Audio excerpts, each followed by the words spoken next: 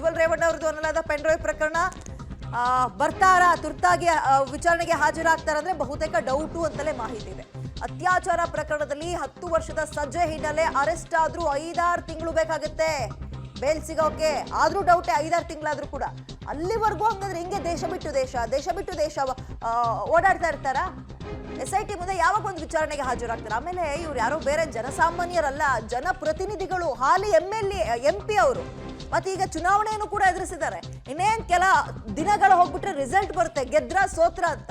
ಇಂತಹ ಜನಪ್ರತಿನಿಧಿಯೊಬ್ಬ ಈ ರೀತಿಯಾಗಿ ತಲೆಮರೆಸ್ಕೊಳ್ತಿರೋದು ಒಂದು ರೀತಿ ಅವ್ರು ಹೇಳ್ಕೋಬಹುದು ಮೇಲ್ನೋಟಕ್ಕೆ ಪ್ರವಾಸದಲ್ಲಿದ್ದಾರೆ, ಮುಂಚೆಯೇ ಅದು ಒಂದು ನಿಗದಿಯಾಗಿತ್ತು ಅಂತ. ಇಂಥ ದೊಡ್ಡ ಆರೋಪವನ್ನು ಎದುರಿಸ್ತಾ ಇದ್ದಾರೆ. ಎಂಥ ಪ್ರವಾಸ ಆದ್ರೂ ರದ್ದು ಮಾಡಿ ಬಂದು ಮುಲಾಜಿಲ್ದಲೆ ನಾನು ಅಂಥವನ್ನೆಲ್ಲ ವಿಚಾರಣೆ ಎದುರಿಸ್ತೀನಿ ಅಂತ ಬಂದಿದ್ರೆ ಭೇಷ್ ಅನ್ಬೋದಿತ್ತು. ಹಂಗಲ್ಲ ಹಿಂಗೆ ಅಂತ ವಿಚಾರ ಕ್ಲಾರಿಟಿ ಜನರಿಗೆ ಸಿಕ್ತಿತ್ತು. ಬಟ್ ಈಗ ಜನರಿಗೆ ಇರೋ ಅನುಮಾನದ ಮೇಲೆ ಅನುಮಾನ ಹೆಚ್ಚಾಗ್ತಾ ಇದೆ. ಅಧಿಕಾರಿಗಳು ಎಲ್ಲ ರೀತಿಯ ಪ್ರಯತ್ನ ಪಡ್ತಾ ಇದ್ದಾರೆ ಅವ್ರನ್ನ ವಿಚಾರಣೆಗೆ ಒಳಪಡಿಸೋಕೆ. ಬಟ್ ಈ ರೀತಿಯಾಗಿ ತಲೆಮರೆಸ್ಕೊಳ್ಳೋದು ನಿಜಕ್ಕೂ ಶೇಮ್. ಇದು ಹೆಚ್ಚಿನ ಡೀಟೇಲ್ಸ್ ನಮ್ಮ ಪ್ರತಿನಿಧಿ ಉಮೇಶ್ ನೀಡ್ತಾರೆ. ಉಮೇಶ್, ಈಗ ನಿನ್ನೆ ಕೂಡ ಸೆಕ್ಷನ್ 376 ಬಗ್ಗೆ ಮಾತನಾಡ್ತಾ ಇದ್ರು. ಅಂದ್ರೆ ಲೈಂಗಿಕ ದೌರ್ಜನ್ಯ ಒಂದ್ ರೀತಿ ಆದ್ರೆ ಅತ್ಯಾಚಾರದ ಆರೋಪವನ್ನ ಕೂಡ ಪ್ರಜ್ವಲ್ ಎದುರಿಸ್ತಾ ಇದ್ದಾರೆ. ಇದರ ನಡುವೆ ಹಿಂಗೆ ತಲೆಮರೆಸ್ಕೊಂಡು ಓಡಾಡ್ತಾ ಇದ್ರೆ ಒಬ್ಬ ಜನಪ್ರತಿನಿಧಿ ಅದೆಂತ ಮೆಸೇಜ್ ಕೊಟ್ಟಂಗಾಗುತ್ತೆ, ಮತ್ತು ಅಧಿಕಾರಿಗಳಿಗೆ ಎಂತೆಂತ ಒಂದು ವಿಶೇಷವಾದ ಪ್ರಯೋಗಗಳನ್ನ ಮಾಡೋ ಸಾಧ್ಯತೆ ಇದೆ ಈ ವಿಚಾರದಲ್ಲಿ ಅಂತ? ವಿದ್ಯಾ ಪ್ರಜ್ವಲ್ ರೇವಣ್ಣ ಪ್ರಕರಣದಲ್ಲಿ ಈಗಾಗಲೇ ನೋಟಿಸ್ ನೀಡುವಂಥದ್ದು, ವಿಚಾರಣೆ ಮಾಡುವ ಅಂತ ಮುಗಿದು ಹೋಗಿರುವಂಥದ್ದು. ಹಾಗಾಗಿ ಈಗ ಪ್ರಜ್ವಲ್ ರೇವಣ್ಣ ಪತ್ತೆ ಆದರೆ ಏಕಾಏಕಿ ಬಂಧನ ಮಾಡುವ ಸಾಧ್ಯತೆ ಬಹುತೇಕ ಹೆಚ್ಚಾಗಿರುವಂಥದ್ದು. ಒಂದು ವೇಳೆ ಇಲ್ಲಿ ಬಂಧನ ಆದರೂ ಕೂಡ ಅತ್ಯಾಚಾರ ಪ್ರಕರಣ ಆಗಿರೋದ್ರಿಂದ 7-8 ತಿಂಗಳು, ಕನಿಷ್ಠ 5-6 ತಿಂಗಳಂತೂ ಆತನಿಗೆ ಬೇಲ್ ಸಿಗೋದು ಡೌಟ್ ಆಗಿರುವಂಥದ್ದು. ಈ ವಿಚಾರ ಪ್ರಜ್ವಲ್ ರೇವಣ್ಣಗೂ ಬಹುತೇಕ ಗೊತ್ತಿರುತ್ತೆ ಅನಿಸುತ್ತೆ. ಅದಕ್ಕಾಗಿ ಆತ ವಿದೇಶದಲ್ಲಿ ತಲೆಮರೆಸ್ಕೊಂಡಿದ್ದಾನೆ. ಒಂದು ವೇಳೆಯಲ್ಲಿ ಬಂಧನ ಆದರೆ 5-6 ತಿಂಗಳೇನು ಬೇಲ್ ಸಿಗಲ್ಲ. ಹಾಗಾಗಿ ಜೈಲಲ್ಲಿ ಉಳಿಬೇಕಾದಂಥ ಏನೋ ಸಾಧ್ಯತೆ ಇರುತ್ತೆ. ಹಾಗಾಗಿ ಅವರು 4-5 ತಿಂಗಳು ಕೂಡ ಬೇರೆ ದೇಶದಲ್ಲೇ ತಲೆಮರೆಸ್ಕೊಂಡು ನಂತರದಲ್ಲಿ ಜಾಮೀನು ಪಡ್ಕೊಂಡೇ ಇಂಡಿಯಾಗೆ ವಾಪಸ್ ಬರ್ತಾರೆ ಅನ್ನೋ ಮಾಹಿತಿ ಕೂಡ ಲಭ್ಯ ಆಗ್ತಾ ಇರುವಂಥದ್ದು.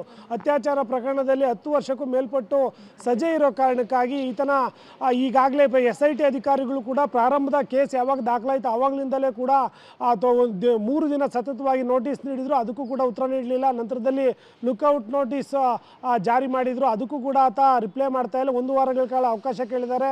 ಆದರೂ ಕೂಡ ಈಗ ನೋಟಿಸು ಏನು ರೆಡ್ ಕಾರ್ನರ್ ನೋಟಿಸ್ಗೂ ಕೂಡ SIT ಅಧಿಕಾರಿಗಳು ಸಿದ್ಧತೆ ಮಾಡ್ಕೊಂಡಿರುವಂಥದ್ದು. ಈ ಎಲ್ಲ ಬೆಳವಣಿಗೆಗಳ ನಡುವೆ ಆತ ವಾಪಸ್ ಬೆಂಗಳೂರಿಗೆ ಅಂದರೆ ಇಂಡಿಯಾಗೆ ವಾಪಸ್ ಬರ್ತಾರಾ ಅನ್ನೋ ಅನುಮಾನಗಳು ಕೂಡ ಕಾಡ್ತಾ ಇರುವಂಥದ್ದು. ಬಹುತೇಕ ಅವರು SIT ಅಧಿಕಾರಿಗಳ ಮುಂದೆ ವಿಚಾರಣೆಗೆ ಹಾಜರಾಗೋದಿಲ್ಲ ಅನ್ನೋದು ಈಗ SIT ಮೂಲಗಳ ಮಾಹಿತಿ. ಹಾಗಾಗಿ ಬಹುತೇಕ ಅವ್ರು ಹಾಜರಾದರೆ ಏಕಾಏಕಿ ವಿಚಾರಣೆ ಯಾವುದೂ ಇರೋದಿಲ್ಲ, ಏಕಾಏಕಿ ಬಂಧನ ಆಗುವುದಷ್ಟೇ ಅವಕಾಶ ಉಳಿದಿರುವಂಥದ್ದು.